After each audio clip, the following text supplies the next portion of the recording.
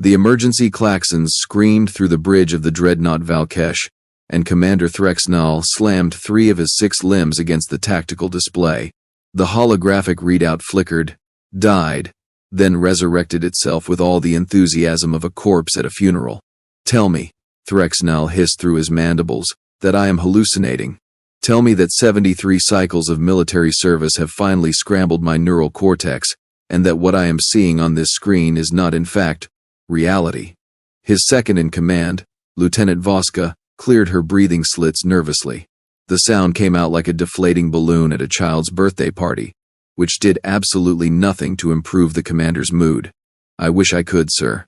But sensors confirm.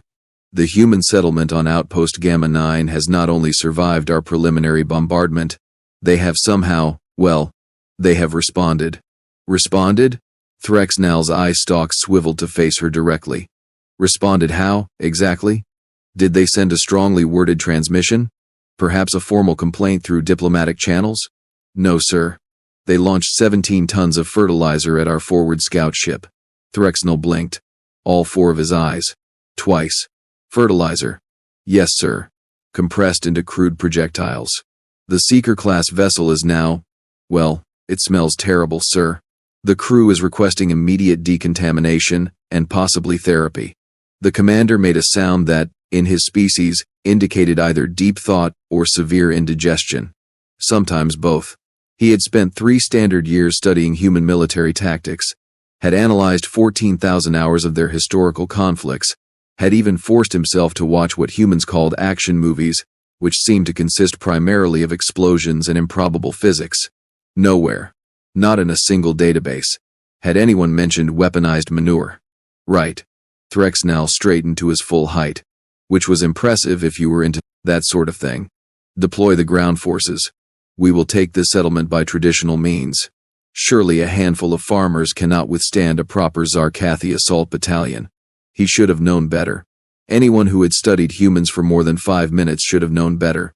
But arrogance, as they say, makes excellent kindling for the fire of regret. The dropships descended through Gamma 9's atmosphere like angry metallic wasps, which was exactly the aesthetic the Zar'kathi military designers had been going for. 1,500 soldiers, armed with plasma rifles, ionic disruptors, and enough firepower to level a small moon. Their target, a farming colony of approximately 200 humans who had, quite rudely, refused to evacuate when politely asked. Well, when asked at gunpoint.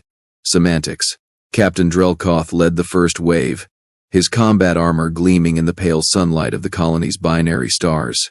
The settlement spread before them like a patchwork quilt, prefabricated housing units, agricultural domes, a single main street that looked like it had been transplanted from some ancient human Western film. Quaint, primitive, doomed. "All units, advance," Zar'kathi ordered, his voice crackling through the command network. "Rules of engagement are simple. Subdue, capture, relocate. Try not to damage the infrastructure. High Command wants this planet intact." The battalion moved forward in perfect formation, a testament to Zar'kathi military precision. They had made it approximately 50 meters when the first trap triggered. Nobody had warned Zar'kathi about the chickens. To be fair, nobody had known about the chickens. The humans had, with characteristic creativity and what could only be described as aggressive pettiness, rigged the local poultry with motion sensors and paint bombs. Suddenly, 1,500 elite soldiers found themselves under assault by an army of squawking, paint-splattered birds that seemed to possess both tactical intelligence and a deep personal grudge. "What the?" Zar'kathi swatted at a particularly aggressive rooster that had decided his head made an excellent perching spot. "This is not in the manual. Someone tell me why we are being attacked by livestock." His communications officer, currently wrestling with 3 hens, could only wheeze in response. Through the chaos of feathers and fluorescent paint, a voice boomed across the settlement's loudspeaker system. Human. Female. Deeply, deeply amused. "Attention invading forces. This is Mayor Rebecca Cole. Welcome to Gamma 9. I hope you are enjoying our hospitality. Please note that you are currently experiencing Defense Protocol Omega-7, colloquially known as the Chicken Surprise. If you would like to surrender, please form an orderly line near the grain silos. If you would like to continue, well, Please proceed to Protocol Omega-8, which we call the Pig Incident. Zar'kathi looked at his paint-covered troops, then at the settlement, then back at his troops. Pride warred with practicality in his mind. Pride won, because of course it did. Advance. Ignore the birds. We are professional soldiers, not whatever species is frightened by poultry. They advanced. They really should not have advanced. The pig incident turned out to be less an incident and more of a tactical nightmare involving genetically modified swine, strategically placed mud pits, and what appeared to be a sophisticated system of underground tunnels. By the time Zar'kathi's forces reached the main settlement, they looked less like an elite invasion force and more like the aftermath of a natural disaster at a paint factory that had merged with a petting zoo. Standing in the center of the main street, arms crossed, stood Mayor Rebecca Cole. She was 53 standard years old, had run this colony for 12 years, and currently wore an expression that suggested she had dealt with more annoying problems before breakfast than most beings encountered in a lifetime. Next to her stood a human child, no more than 8 years old, with sandy hair and determined eyes. The boy held a leash, and at the end of that leash sat something that made Zar'kathi's tactical computer flash warning symbols. A honey badger. Small, compact, with dead shark eyes and an aura of compressed violence. That, Rebecca said conversationally, is my grandson, Tommy. The animal he is holding is called a honey badger. According to Earth nature documentaries, they are the most fearless creatures on the planet. They fight lions. They eat cobras. They do not care about your armor, your weapons, or your feelings. Would anyone like to explain why you thought invading a human farming colony was a good idea? Zar'kathi, removing what he desperately hoped was only mud from his visor, attempted to salvage some dignity. We are acting under the authority of the Galactic Council.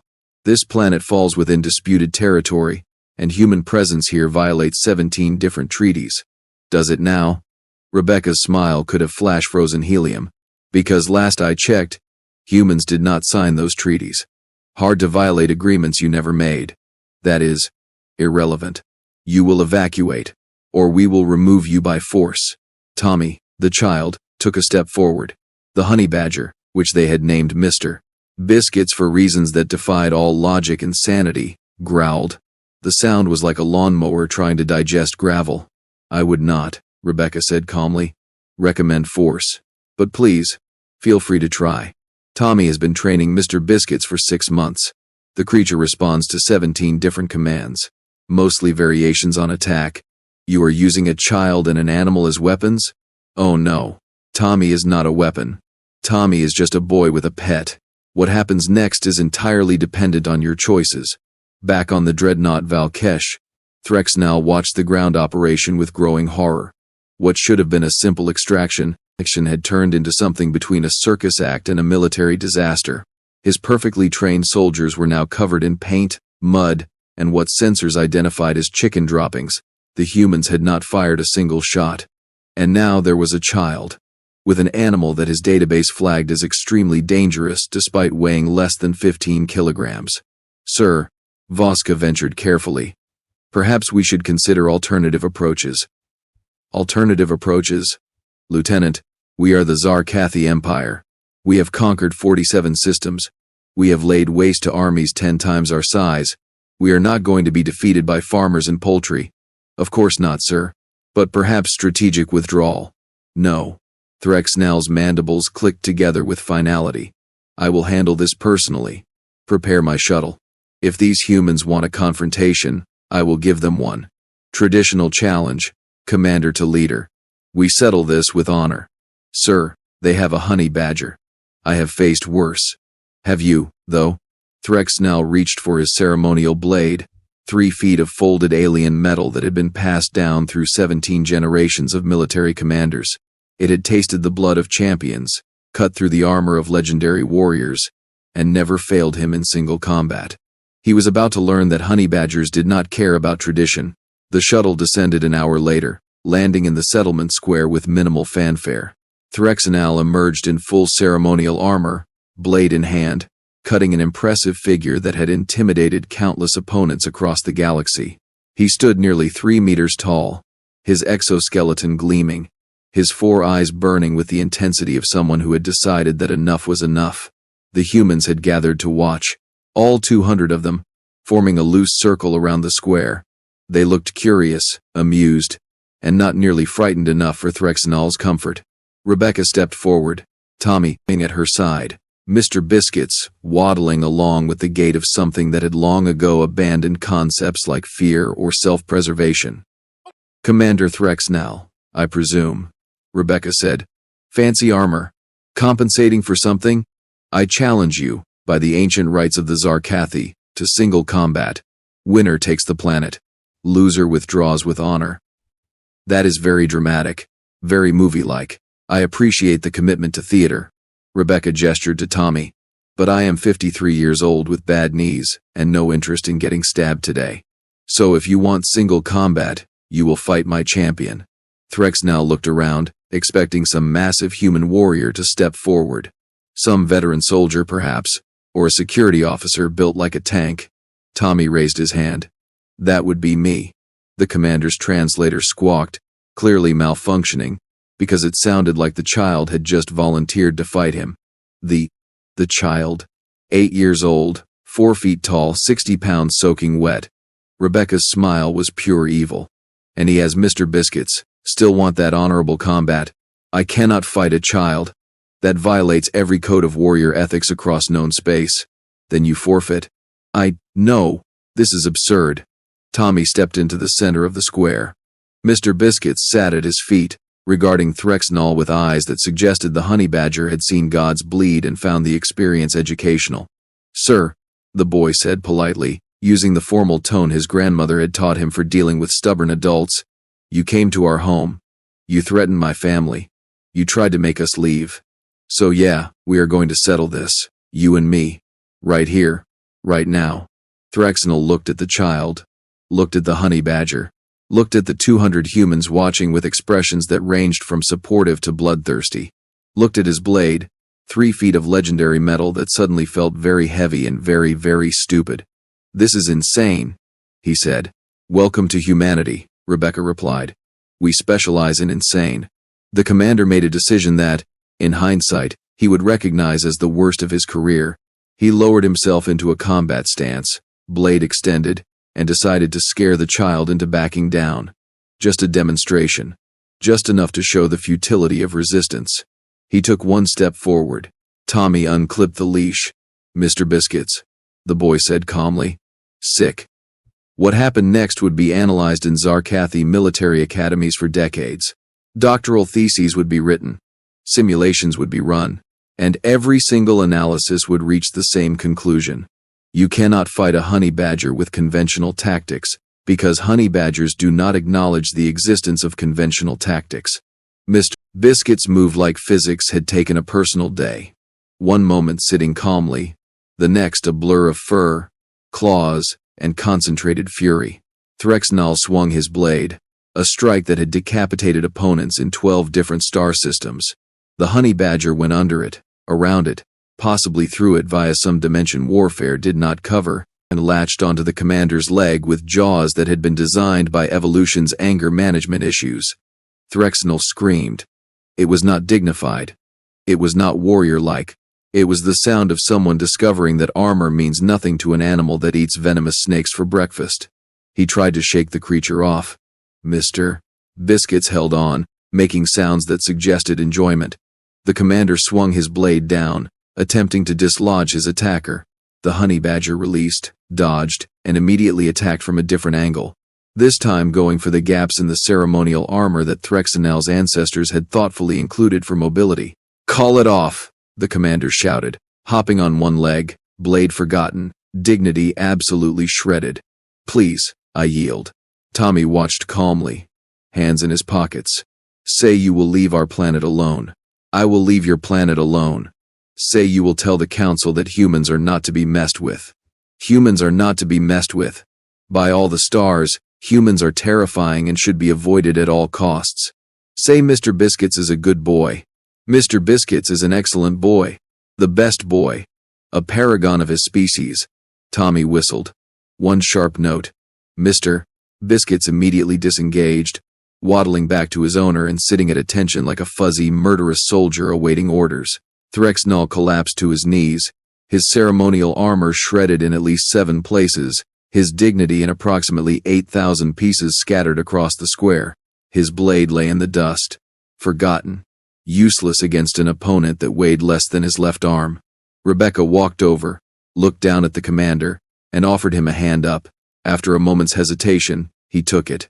"Here is what happens now," she said quietly, helping him stand. "You go back to your ship. You tell High Command that Gamma 9 is off limits, that humans do not make good targets, that we are creative, stubborn, and willing to use any advantage we have, including small children and their terrifying pets. They will not believe me. Show them the footage. Your soldiers recorded everything. Let them watch a honey badger defeat a decorated military commander in single combat. Let them decide if they want to continue this fight." Threx'nal looked at Tommy, who waved cheerfully, looked at Mr. Biscuits, who yawned, showing teeth that had just rewritten the commander's understanding of interspecies combat, looked at the 200 humans who had just watched their 8-year-old champion defend their home. "You people are insane," he said finally. "We are farmers," Rebecca corrected. "But yeah, there is overlap." The commander retrieved his blade, what remained of his dignity, and limped back to his shuttle. Behind him, the humans cheered. Tommy picked up Mr. Biscuits, who accepted pets and treats as his rightful due, a warrior resting after glorious battle. As the shuttle lifted off, Threx'nal activated his communicator to the dreadnought. "Lieutenant Voska." "Yes, sir?" "Prepare for withdrawal. Full retreat. We are leaving this system." "Sir, what happened?" Threx'nal looked at his shredded armor, thought about the last 10 minutes of his life, and made a decision. "I lost a duel to a child with a honey badger. And honestly, that is the least embarrassing part of this entire operation. We are done here. The humans win. They can keep their planet, their honey badgers, and their insanity. I want nothing more to do with any of it." "Should I inform High Command?" "Absolutely. Send them all the footage. Every humiliating second. They wanted results. They got results. Just not the ones they expected." The dreadnought Valkesh broke orbit 6 hours later, leaving Gamma 9 and its defenders behind. In the settlement square, a party had broken out, complete with food, music, and repeated viewings of the combat footage that someone had helpfully edited with dramatic music and slow-motion replays. Tommy sat with his grandmother, Mr. Biscuits sleeping in his lap, exhausted from his warrior duties. "Did we win, Grandma?" "We won, sweetie, at least this round. Will they come back?" Rebecca looked at the stars, at the departing alien ship, at her colony of stubborn, creative, absolutely insane farmers who had just defended their home with chickens, pigs, and a honey badger. "Maybe," she said. "But if they do, we will be ready. We always are." Tommy petted Mr. Biscuits, who snored softly, dreaming honey badger dreams of combat and victory. In the sky above, the stars shone bright and indifferent, and somewhere in the vast darkness between them, a military commander was writing a report that would change how the galaxy viewed humanity forever. The title of that report: "Why We Should Never, Ever, Under Any Circumstances, Mess with Human Farmers." It would become required reading across 17 different military academies. The footage went viral, not just across the Zar'kathi Empire, but across the entire Galactic Council network, spreading like wildfire through a dry forest that someone had thoughtfully doused in accelerant. Within 48 hours, 17 billion beings across 43 star systems had watched Commander Threx'nal, decorated war hero and military legend, absolutely demolished by an 8-year-old human child and his honey badger. The memes were immediate and merciless.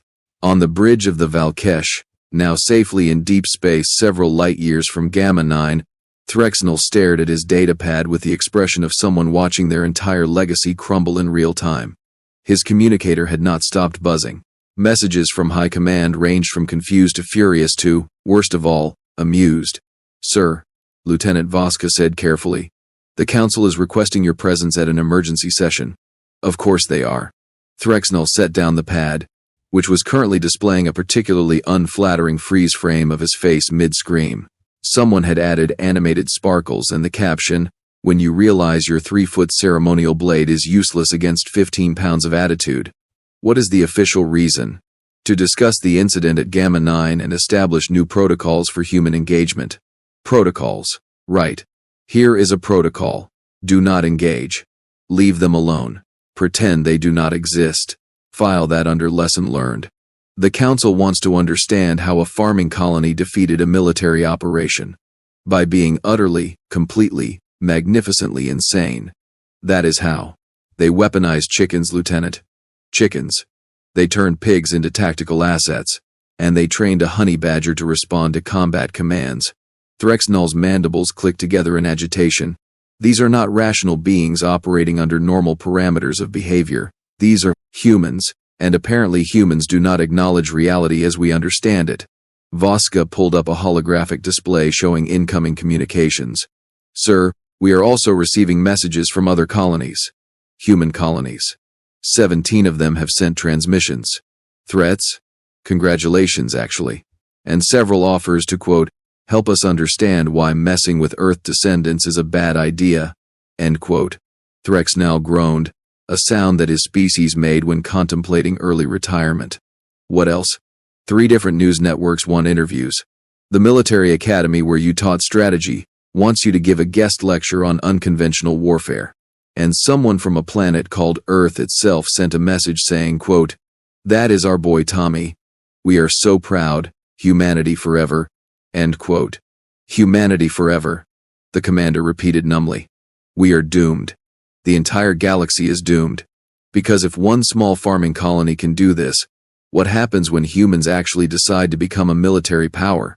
The question hung in the air like smoke after an explosion, and neither officer wanted to answer it. On Gamma 9, the celebration had entered its 3rd day.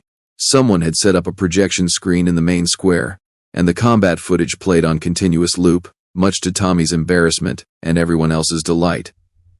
Mr. Biscuits had become a celebrity, receiving treats and attention from every colonist, which the honey badger accepted as his natural due. Rebecca sat in her kitchen with her council, reviewing the flood of communications they had received since the battle. Marcus Webb, still grinning like someone who had won a lottery he had not entered, scrolled through the messages. We have got 17 human colonies asking for defense consultation, 23 media requests.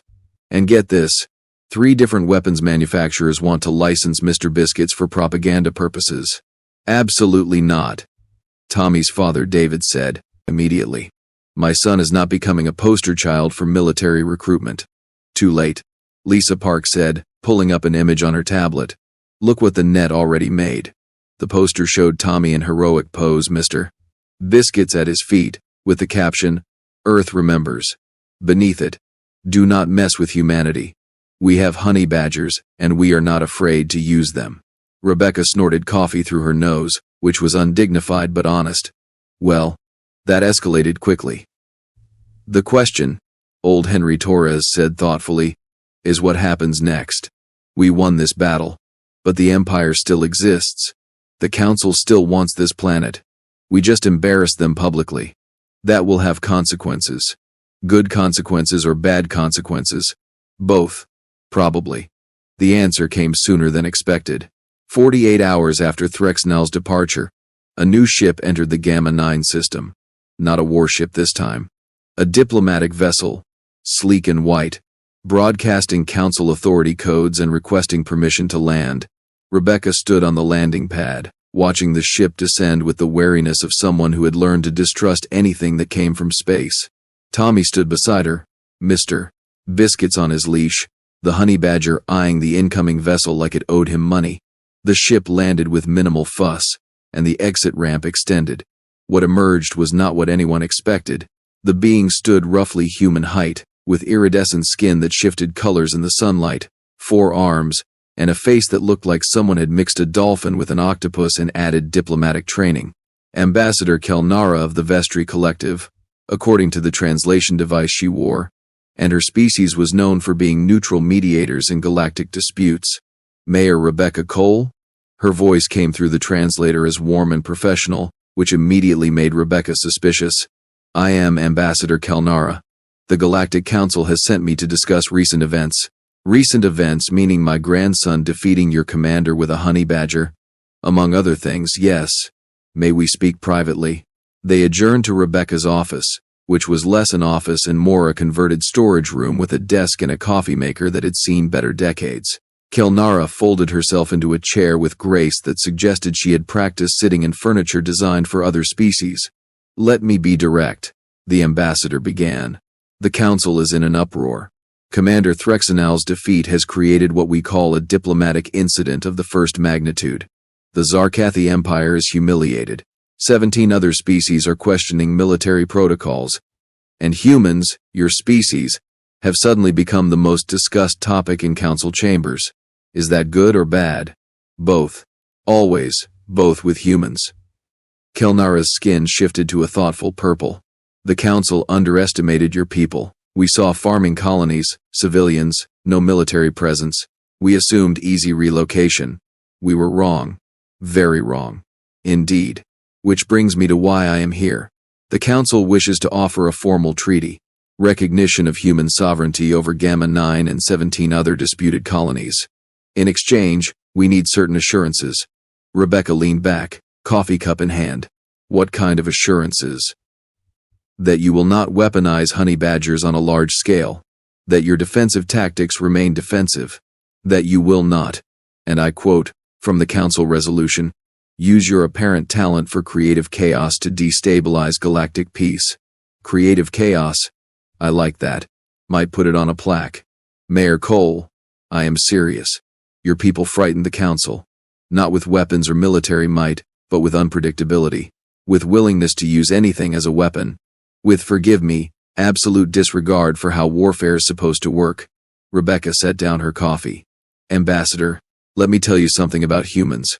We are adaptable, we are stubborn, and we do not like being told where we can and cannot live. You want assurances? Fine, we will not start fights, we will not attack council ships, we will not weaponize honey badgers for export.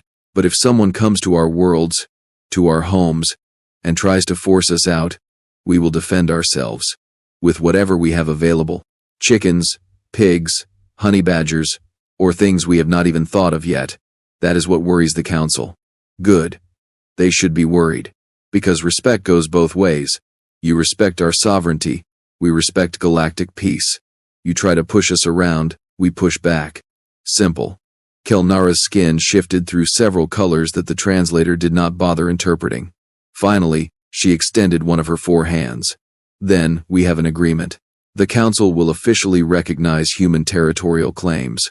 In exchange, you maintain defensive posture only and agree to consultation before deploying any new, shall we say, creative solutions." Rebecca shook the offered hand. "Deal. But Mr. Biscuit stays with Tommy. Non-negotiable. I would not dream of separating them. That creature is terrifying. He is a good boy who loves belly rubs and terrorizing invaders. Multi-talented." The Treaty of Gamma 9 was officially signed 3 weeks later at the council headquarters, a massive station orbiting a neutral star system. Rebecca attended with a small delegation. Marcus, Lisa, and at the council's specific request, Tommy and Mr. Biscuits. The ceremony took place in the Grand Chamber, a space designed to hold representatives from hundreds of species. Threx'nal was there, looking like he wished he could be literally anywhere else in the universe. His armor was repaired, his dignity less so. When Tommy entered with Mr. Biscuits, the entire chamber went silent. Beings who had never feared anything in their lives suddenly found pressing reasons to examine their data pads or find seats farther away. The honey badger, oblivious to his celebrity status, sniffed around curiously, making small grunting sounds. The signing ceremony was mercifully brief. Ambassador Kelnara read the terms, various council members applied their species' version of signatures, and Rebecca signed on behalf of humanity's frontier colonies with a pen that Tommy had decorated with stickers. As they exited the chamber, Threx'nal approached. He looked older somehow, tired, but there was something new in his eyes. Respect, perhaps, or possibly residual trauma. Mayor Cole. Young Tommy. He nodded to both, then looked at Mr. Biscuits. "And you, creature, I want you to know that you have changed galactic military doctrine. 7 different academies are now teaching courses on asymmetric warfare using your battle as the primary example." Tommy, who had been nervous about meeting the commander again, brightened. "Really? Mr. Biscuits is famous? Infamous? There is a difference. But yes. Threx'nal knelt down, bringing himself to Tommy's eye level. You fought well, young human. With honor, creativity, and a complete disregard for conventional tactics, you would make an excellent Zar'kathi warrior, if, you were not human, and did not have that thing. His name is Mr. Biscuits. Yes. Well, Mr. Biscuits is now the most feared being in 17 star systems. I hope you are proud. I am.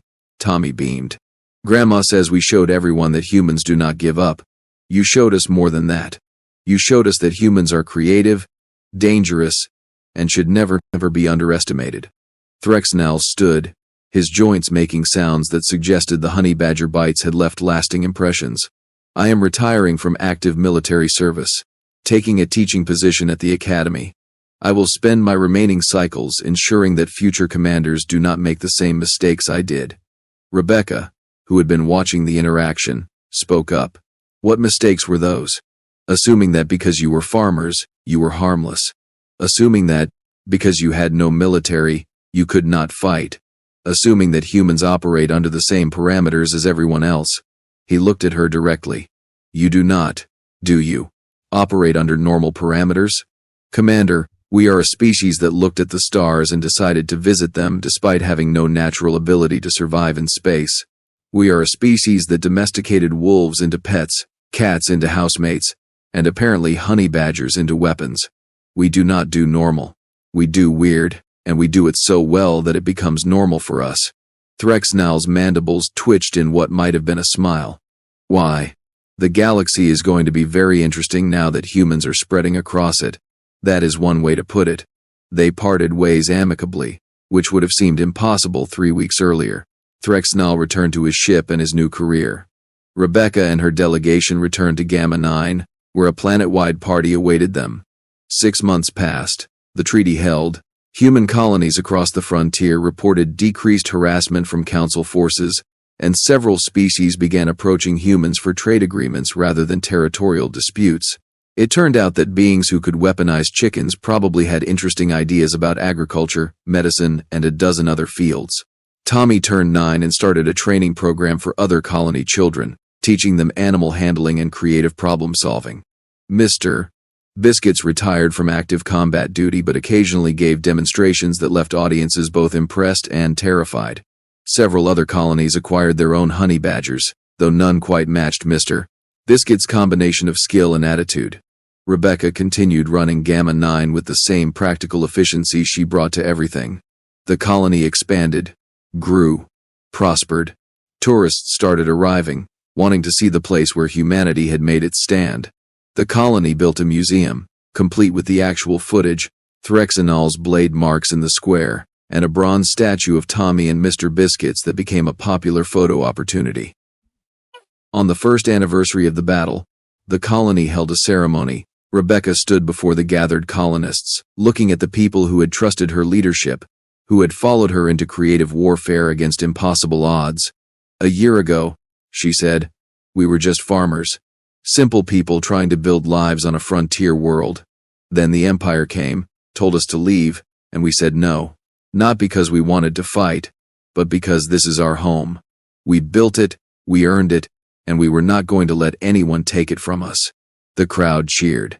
Tommy, standing in the front row with Mr. Biscuits, smiled. We won not because we had better weapons or more soldiers. We won because we were creative, stubborn, and willing to use every advantage we had.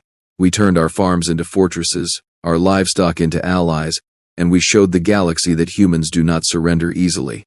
Some species out there now call us crazy, others call us dangerous. I prefer to think we are just determined. More cheers. Marcus whistled through his fingers. So here is to Gamma 9. Here is to Tommy and Mr. Biscuits. Here is to every person who helped defend our home. And here is to the future. Because if we could do this, imagine what else we can accomplish. The party lasted well into the night. Somewhere in orbit, monitoring stations recorded the celebration and transmitted it across the net, where it was watched by billions. Human determination, human creativity, human stubbornness on full display. In the Zar'kathi Military Academy, Commander Threx'nal, now Professor Threx'nal, showed the footage to his new class of officers, young warriors who would shape the Empire's future, who needed to understand that military might was not enough, that sometimes the smallest opponent could teach the greatest lessons. "This," he said, freezing the image at the moment Tommy unleashed Mr. Biscuits, "is the moment everything changed. Not just for me, but for how we understand warfare, resistance, and the human species. Study it, learn from it, and never ever assume that size determines outcome." A student raised a claw. "Professor, did it hurt when the creature attacked?" "Yes. Physically, emotionally, professionally. But you know what hurt more? The realization that I had underestimated my opponent, that I had let arrogance cloud my judgment, that I had ignored every sign that these humans were more dangerous than they appeared." He advanced the footage to show Mr. Biscuits in action. "This creature weighs less than a standard combat pack. It has no armor, no weapons except natural ones, no training except what an 8-year-old child provided. And it defeated me. Why?" The students were silent. "Because I fought the battle I expected, not the battle I faced. I brought tradition, honor, and a ceremonial blade to a fight, where my opponent brought creativity, unconventionality, and a honey badger. I lost before the fight began because I did not understand what I was facing." He turned to face his students directly. "That is the lesson. Not that humans are unbeatable. They are not. But they are unpredictable, adaptive, and more dangerous than their appearance suggests. Respect that, learn from it, and carry that knowledge into your careers." The lecture ended, students filing out with thoughtful expressions. Threx'nal remained, looking at the frozen image of Tommy and Mr. Biscuits, and allowed himself a small smile. He had lost a battle but gained wisdom. Not a bad trade, all things considered. Back on Gamma 9, as the party wound down and colonists returned to their homes, Tommy sat with his grandmother on the porch of her house. Mr. Biscuits slept between them, snoring softly, exhausted from a day of attention and treats. "Grandma, do you think they will really leave us alone now?" Rebecca looked at the stars, at the vast darkness between them where ships traveled and empires rose and fell. "For now, yes, we earned respect. Proved we are not easy targets. But humans are spreading across the galaxy, Tommy. More colonies, more encounters, more chances for conflict. What we did here, it set a precedent, showed other humans they can stand up, fight back, win. Is that good? I think so. Better to be respected than feared. Better to be left alone than constantly fighting. We did not want war, but we were ready for it. That is the balance." Tommy petted Mr. Biscuits, who made happy grunting sounds without waking. "I am glad we won. I am glad everyone is safe." "Me too, kiddo. Me too."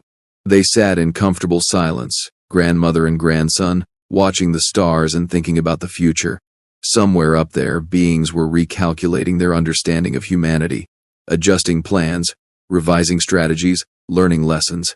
And on dozens of human colonies across the frontier, people looked at the Gamma 9 story and smiled. Because humans did not start fights, but they finished them. With creativity, stubbornness, and whatever tools were available. Even if those tools happened to be a honey badger named Mr. Biscuits, the galaxy had been warned, humanity was here to stay, and they brought their friends.